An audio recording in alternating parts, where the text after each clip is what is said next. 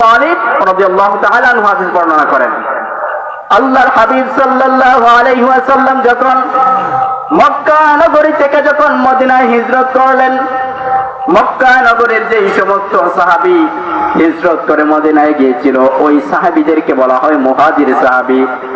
আর মদিনার মধ্যে মদিনার যত সাহাবীরা ইসলাম ধর্ম গ্রহণ করেছিলেন ওই সাহাবীদেরকে বলা হয় আনসারী সাহাবী।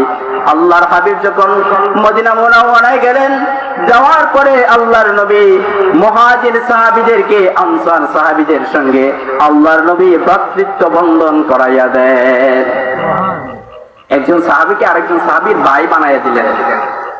এদের মধ্য থেকে মুহাজির সাহাবী সাঈদ ইবনে আব্দুর রহমান, উনি ছিলেন মুহাজির সাহাবী, একজন ধনী মানুষ ছিলেন। আর মদিনার একজন সাহাবী ছিলেন গরীব সাহাবী, তার নাম ছিল হযরতে সালাবা আনসারী রাদিয়াল্লাহু তাআলা আনহু। তিনি ছিলেন মদিনার সাহাবী, উনি একজন গরীব লোক ছিলেন। উনির ঘরের মধ্যে কোনো স্ত্রী ছিল না, ওনার কোনো ছেলে সন্তান ছিল না, ছোট্ট একটা মেয়ে ছিল, তার নাম ছিল খিনসানা। আনসারী সাহাবীদেরকে আল্লাহর হাবিব বললেন, সাঈদ ইবনে আব্দুর রহমান, তোমার দ্বীনি ভাই, তোমার ধর্মের ভাই সালাবা আনসারীকে তোমার বাড়িতে নিয়ে যাও, উনি একজন গরীব সাহাবী, তোমাকে আল্লাহ ধন দিয়েছেন, দৌলত দিয়েছেন। সাঈদ ইবনে আব্দুর রহমান সালাবা আনসারীকে তার বাড়িতে নিয়ে গেলেন।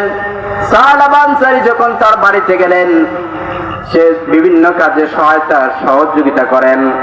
আল্লাহর হাবিব সাল্লাল্লাহু আলাইহি ওয়াসাল্লামকে আল্লাহ তাআলা এমন সময় ওয়ার্ডার করলেন, হাবিব আপনি তাবুক ময়দানে যুদ্ধে অংশগ্রহণ করেন।